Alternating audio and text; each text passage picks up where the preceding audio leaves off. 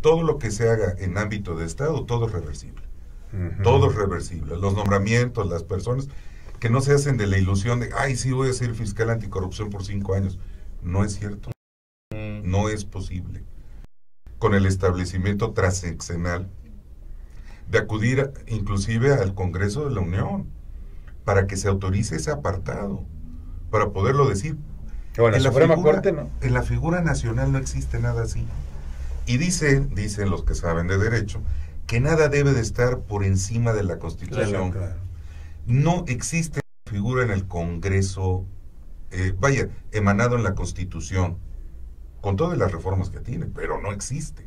Si no existe la figura en la Constitución, no puede existir la figura en el Estado, porque nuestra soberanía está sujeta a la libertad que nos dé la Federación.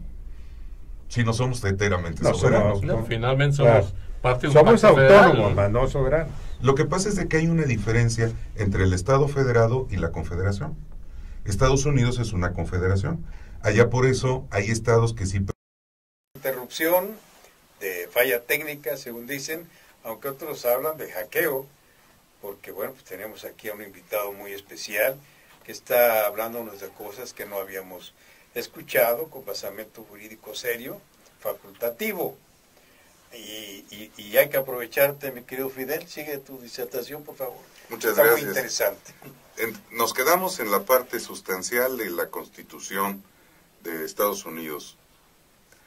Entonces, establece que es un sistema confederado, y la confederación implica que cada uno de los estados tiene la libertad del autogobierno, y por eso se puede designar, obviamente, que en algunos estados haya pena de muerte, en algunos estados haya autorización para consumo de marihuana, algunos estados tengan determinadas funciones públicas para cada uno de esos estados, y obviamente eso forma parte de la confederación.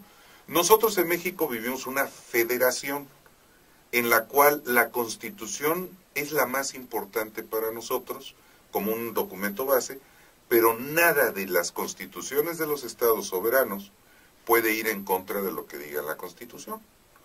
El artículo 116 constitucional establece los límites a los estados. Y de una o de otra forma, porque mucha gente dice, ¿por qué no se puede reelegir un gobernador del estado? Bueno, existe la norma en el artículo 116 constitucional. Ahí es exactamente donde dice que no hay reelección para los gobernadores, como en el 74 la elección para los diputados, que no se pueden reelegir para el periodo inmediato posterior. Los alcaldes en el artículo 115 constitucional.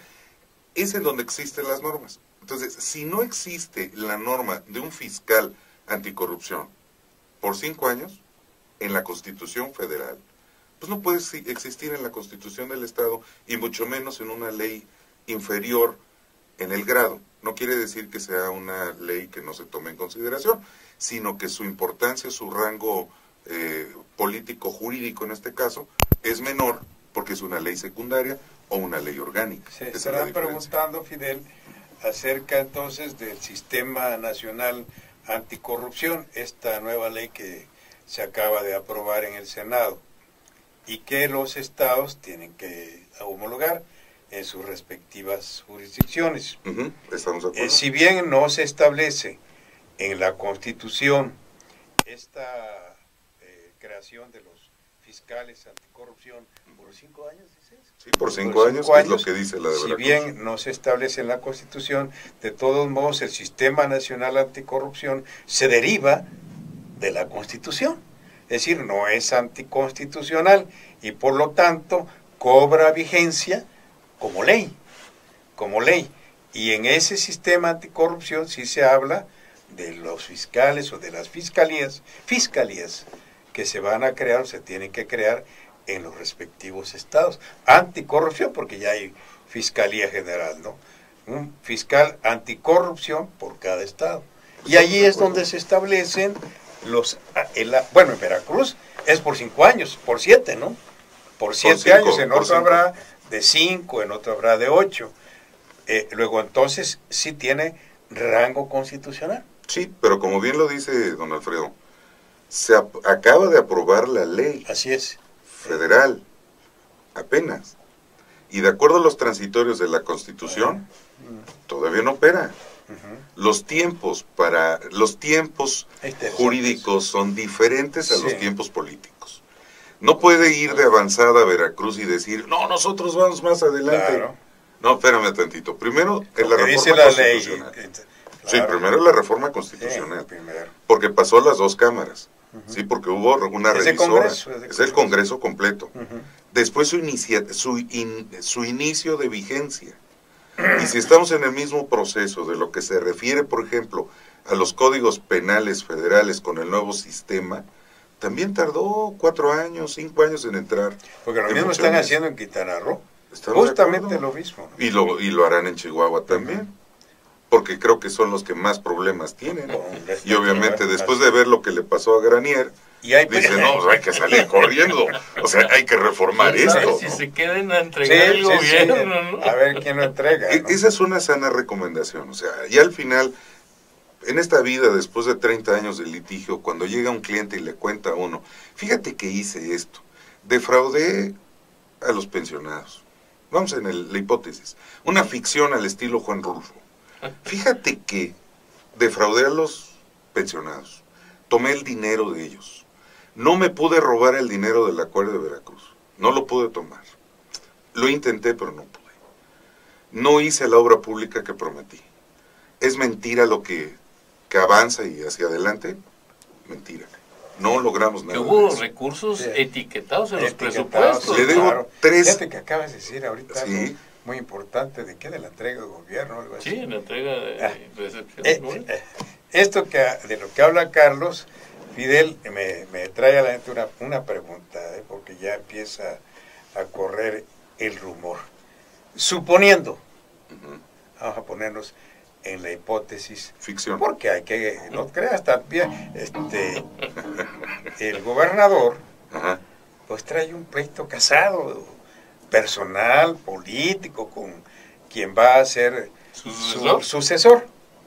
Entonces ya se empieza a correr la versión de que él de ninguna manera quiere entregarle el poder a su sucesor. Y esto es posible. ¿Es posible? Él físicamente. Es posible, ¿cómo? Solicitando licencia y que un interino pues, se encargue de la entrega. ¿Cómo ves tú ese episodio constitucional en términos políticos de la situación que estamos viviendo? Lo veo únicamente en el ámbito histórico. Cuando finalmente, después del Parián, Vicente Guerrero gana la presidencia de la República, pues no era del grupo de Guadalupe Victoria. Simple y sencillamente no. Hacen la ceremonia de transmisión de poder en el Palacio Virreinal, hoy Palacio Nacional, en alguno de los niveles superiores. Cuando termina la ceremonia, sale el presidente de Guadalupe Victoria, expresidente ya en ese momento, baja las escaleras solo, nadie lo acompaña, llega donde están los caballos, nadie lo atiende, él se pone las polainas, él ensilla su caballo, él se arregla todo, se va a subir al caballo y va a salir por la puerta principal del Palacio Nacional. Pero cuando se da cuenta que nadie lo sigue, que absolutamente nadie lo sigue, no se sube al caballo, lo agarra del freno y se va caminando por la puerta de atrás. Y jamás volvió a la vida política. Ese es el esquema de la política mexicana con aquel que se va.